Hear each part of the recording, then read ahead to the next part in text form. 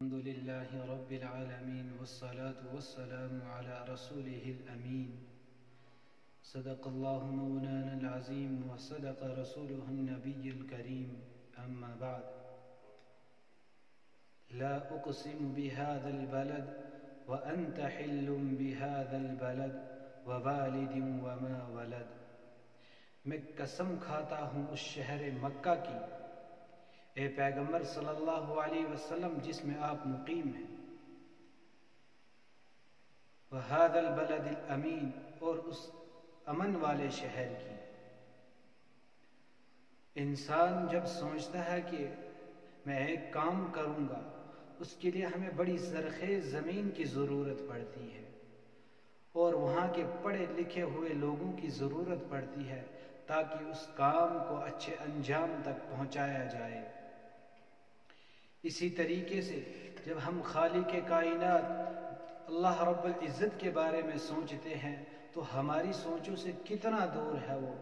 جب ہم اس کے بارے میں سوچتے ہیں وہ ہمارے ذہنوں سے اتنا دور ہے اور اس کے کام ہمارے ذہنوں سے اور زیادہ دور ہو جاتے ہیں۔ اسی طریقے سے جب ہم کسی چیز کے بارے میں، کسی کام کے بارے میں سوچتے ہیں کہ فلاں کام کرنا ہے تو اس کام کے لیے ہمیں بڑے زرخیز زمین چاہیے اور پڑھے ہوئے لکھے لوگوں کی ضرورت پڑتی ہے تاکہ وہ کام جو ہے انجام تک پہنچے۔ جب اللہ رب العزت نے اس کائنات کو بنایا، اس کائنات کے نظام کو چلایا تو اس کے لیے ایک ایسی ہستی کا انتخاب کیا جس کی خبر کم و بیش 1.25 لاکھ انبیاء علیہم السلام نے دی، اور اس ہستی کا انتخاب فرمایا جو کہ آئے تو بعد میں لیکن تمام انبیاء کے سردار، پہلوؤں کے سردار، پہلوؤں کے امام بن گئے، جس کی خبر کم و بیش 1.25 لاکھ انبیاء علیہ السلام نے ہمیں دی۔ اور اسی طریقے سے جب ان کا انتخاب ہوا تو ان کا انتخاب کے لیے کیسی زمین کی ضرورت پڑی؟ ایسے ہریالی زمین کی ضرورت جس میں ابلتے ہوئے چشمے، بہتے ہوئے دریا ہو۔ کیا ایسی زمین کا انتخاب کیا؟ بلکہ نہیں، میرے محبوب صلی اللہ علیہ وسلم کے لیے ایسی زمین کا انتخاب کیا گیا جو ریتیلی، پتھریلی، جو خشک سالی زمین تھی، اس کا انتخاب کیا گیا جس کو شہر مکہ کے نام سے جانا جاتا ہے۔ ایسی زمین کا انتخاب کیا گیا آپ کے اور میرے نبی صلی اللہ علیہ وسلم کے لیے۔ جب انبیاء علیہ السلام کے ذریعے سے ہمیں یہ اطلاع ملی کہ ایک ایسی ہستی آنے والی ہے جو تم سے پہلوؤں کے بھی سردار ہوں گے، تم کے بعد والوں کے بھی سردار ہوں گے، تم سے پہلوؤں کے بھی امام ہوں گے، بعد والوں کے بھی امام ہوں گے، اور وہ ایسی زمین کا انتخاب کیا جو پتھریلی، ریتیلی زمین، خشک سالی زمین تھی جس میں نہ آب و ہوا تھی، ایسی خشک سالی زمین کا انتخاب کیا گیا۔ اس زمین پر رحمت صلی اللہ علیہ وسلم تشریف لاتے ہیں، لیکن ان سے پہلے کم از کم 160 سال پہلے ابراہیم علیہ نبینا علیہ السلام کو حکم ہوتا ہے کہ اے ابراہیم، آپ اپنے بیٹے اسماعیل اور ہاجرہ کو تقریباً ایک جہاں پر آج بیت اللہ کعبہ شریف موجود ہے، وہاں پر آپ اس وقت ابراہیم علیہ نبینا علیہ السلام ملک شام میں قیام پذیر ہوتے ہیں۔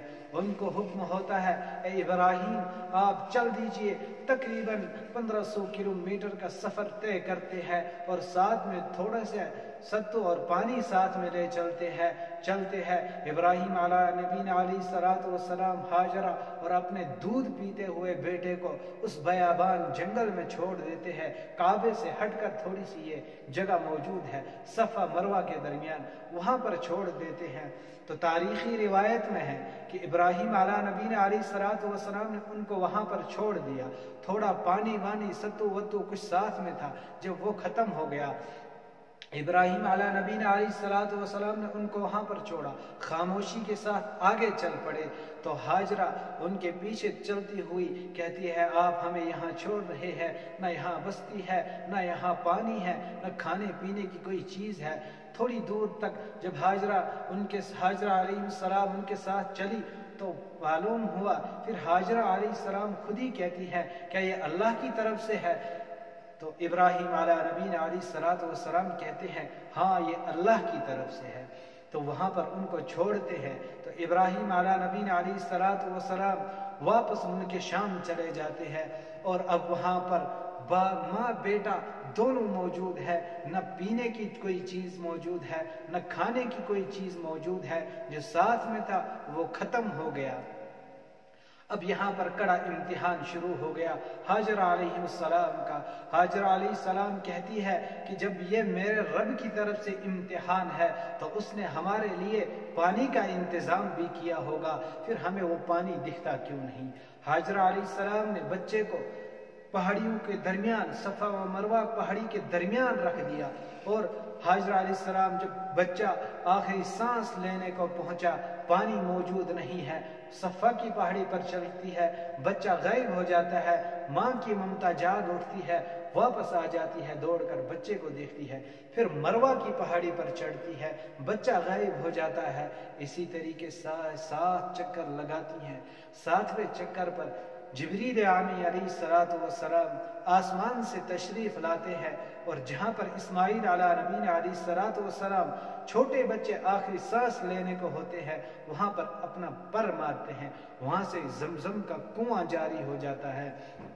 تو حاجرہ علیہ السلام خوش ہوتی ہے کہ جس اللہ نے ہمیں یہاں پر چھوڑا، جو اللہ ہمیں یہاں پہ امتحان لے رہا تھا، آج اس اللہ نے ہمیں کامیاب کر دیا، پانی مل گیا، زمزم کا کنواں جاری ہو گیا۔ اور حاجرہ علیہ السلام نے کیا کیا؟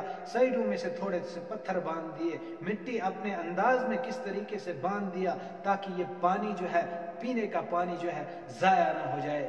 اسی درمیان بنو جرہم کا ایک قافلہ وہاں سے گزرتا ہے، ان کی نظر پڑتی ہے کہ پرندے اس بیابان جنگل میں اپنی اڑانیں بھر رہے ہیں، حالانکہ مکہ کی جنگلوں میں تو کوے ایسی جگہ پہ نہیں ہوتے جہاں پر کوئی کھانے پینے کی چیز موجود نہ ہو۔ تو انہوں نے کہا کہ انہیں مجبور ہو گئے وہاں پر جانے کے لیے۔ جب وہاں پر پہنچے، دیکھا ایک بچہ اور ایک ماں وہاں پر پڑے ہوئے ہیں، پانی تھوڑا سا وہاں پر ہے۔ تو انہوں نے بنو جرہم کے قبیلے نے اجازت چاہی حضرت حاجرہ علیہ السلام سے، کہا ہمیں اجازت دیجیے یہاں رہنے کی۔ دیکھتے ہی دیکھتے ایک بستی بن گئی، بستی سے شہر بن گیا، شہر سے جو ہے ایک بہت بڑا قصبہ بن گیا۔ تو اس طریقے سے وہاں پر آبادی شروع ہو گئی، اور ابراہیم علیہ نبینا علیہ السلام اسی دوران ابراہیم علیہ السلام ملک شام سے واپس آ جاتے ہیں، اور وہاں پر دیکھتے ہیں کہ ایک بستی بن چکی ہوتی ہے۔ تو پھر اسی درمیان ابراہیم علیہ نبینا علیہ السلام کو خواب دکھایا جاتا ہے، وہی قربانی والا خواب کہ ابراہیم علیہ نبینا علیہ السلام کو خواب میں دکھایا جاتا ہے کہ اپنے بیٹے کو ذبح کیجیے۔ تو یہ پوری تفصیل قرآن کریم میں موجود ہے۔ جب یہاں پر یہ ہوئی تو ابراہیم علیہ نبینا علیہ السلام کو اب کہا گیا کہ اس خانہ کعبہ کو جو ہے بستی کے جیسے بستی بڑھتی گئی، دیواریں مٹتی گئی، ابراہیم علیہ نبینا علیہ السلام کو حکم ہوا آپ اس خانہ کعبہ کی تعمیر کیجیے۔ ابراہیم علیہ نبینا علیہ السلام اس کی تعمیر کرنے لگے، اور تعمیر کرتے کرتے پھر ابراہیم علیہ نبینا علیہ السلام نے دعا مانگی، اور اس دعا کے نتیجے میں آپ علیہ السلام جو ہے وہاں پر پیدا ہوئے۔ آپ علیہ السلام ابراہیم علیہ السلام کی نسل سے چلتے آئے ہیں۔ اس طریقے سے وہاں پر جو ہے مکہ کے درمیان مکہ آباد ہوا۔ ابراہیم علیہ نبینا علیہ السلام نے دعا مانگی، آپ علیہ السلام تشریف لائے، انبیاء علیہ السلام کی اس خبر کی تصدیق کی گئی۔ اللہ پاک ہم سب کو سیرت النبی صلی اللہ علیہ وسلم کے سمجھنے کی توفیق عطا فرمائے۔ وآخر الدعوانا ان الحمد للہ۔